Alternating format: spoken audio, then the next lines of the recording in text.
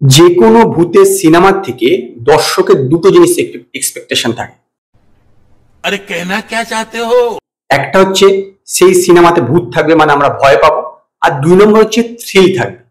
ওডেলা 2 সিনেমাটা আমি দেখলাম, এটি একটি তেলেগু সিনেমা, হিন্দিতেও ডাব হয়ে রিলিজ করেছে। কিন্তু এই সিনেমাটাতে ভূত থাকলেও আপনি ভয় বা থ্রিল দুটো কিন্তু পাবেন না। এই তো লেটেস্ট নিউজ। এরকম নয় যে ওডেলা 2 দেখবার জন্য আপনাকে ওডেলা সিনেমাটা দেখতে হবে তবেই বুঝতে পারবেন, এরকম নয়। বরং শুরুর দিকে বেশ কিছুটা জিনিস বুঝিয়ে দেওয়া হয়েছে ওডেলাতে কি হয়েছিল। তো ওডেলা 2টা তারই কিন্তু কন্টিনিউটি।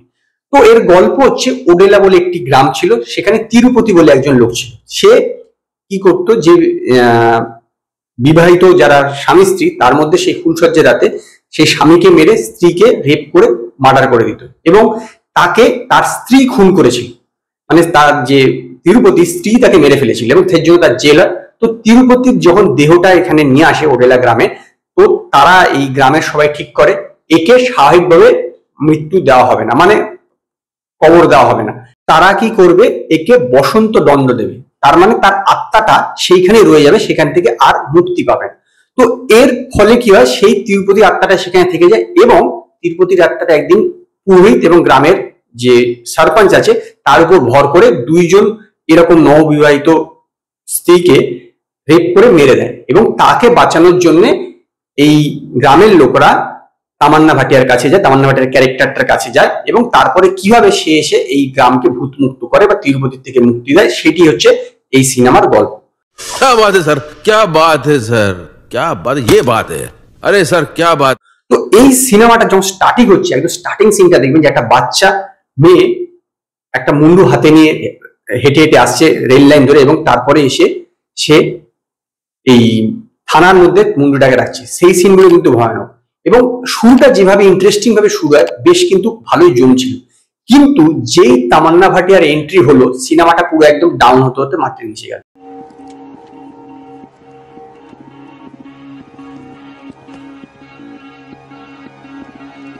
এমনিতেই সিনেমাটা অনেক কিছু আপনি প্রেডিক্ট করতে পারবেন। আমি মানছি যে বেশ কিছু জায়গাতে কিছু কিছু ক্ষেত্রে শুরুর দিকে আপনার হয়তো ভয় লাগবে, কিন্তু সেই রকম লেভেলে ভয় লাগবে না যেটাকে একটা ভূতের সিনেমা বলা যেতে পারে। ভিএফএক্স এর কাজ একটা মিডল বাজেটের সিনেমা অনুসারে ঠিকঠাক আছে, এবং এখানে যারা অভিনয় করেছে তামান্না ভাটিয়া এবং তিরুপতির চরিত্রটা বসন্ত, সে বেশ ভালো কাজ করেছে, কারণ তার সঙ্গে ক্যারেক্টারটা বেশ ভালো সুইট করেছে, তার মানে স্যুট করেছে, কারণ তার লুকসটা এবং সেইভাবে নিজেকে যেভাবে প্রেজেন্ট করেছে সেটাও কিন্তু তিরুপতি ক্যারেক্টারটার সঙ্গে খুব ভালো গেছে। কে একজন তাকে বলা যায় মেয়েদের প্রতি আসক্তি যে সেভাবে দেখিয়েছে, সেটা বেশ ভালো লেগেছে নো ডাউট।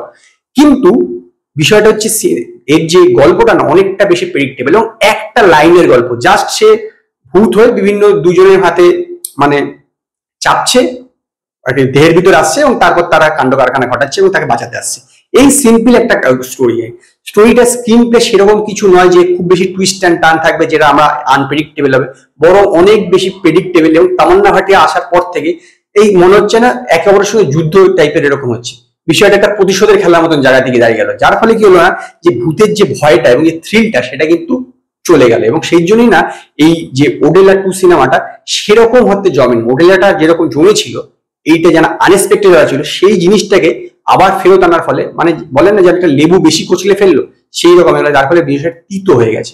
অভিনয়ের কথা বললে আমি যেন বললাম প্রত্যেকেই ভালো হয়েছে, এছাড়া যে ভিএফএক্স এর কাজ এবং ব্যাকগ্রাউন্ড মিউজিক ঠিকঠাকই আছে, কিন্তু তথাপি স্ক্রিন প্লে বা গল্পটা সেরকম লেভেলে না হওয়ার জন্য ওডেলা 2টা অন্তত আমার বিশেষ একটা মনে রেখাপাত করতে পারিনি, এবং সেই কারণে আমি সিনেমাটাকে 5-এর মধ্যে 2.5 স্টার দেবো। যদি আপনারা ওডেলা 2টা দেখে থাকেন তো আপনারা আমার কমেন্টে জানাবেন আপনার এই সিনেমাটা কিরকম লেগেছে। যদি আপনাদের এই ভিডিওটি পছন্দ হয়, ভিডিওটি লাইক করবেন, কমেন্ট করবেন, শেয়ার করবেন, আর নতুন আপডেটের জন্য আমার চ্যানেলকে সাবস্ক্রাইব করবেন।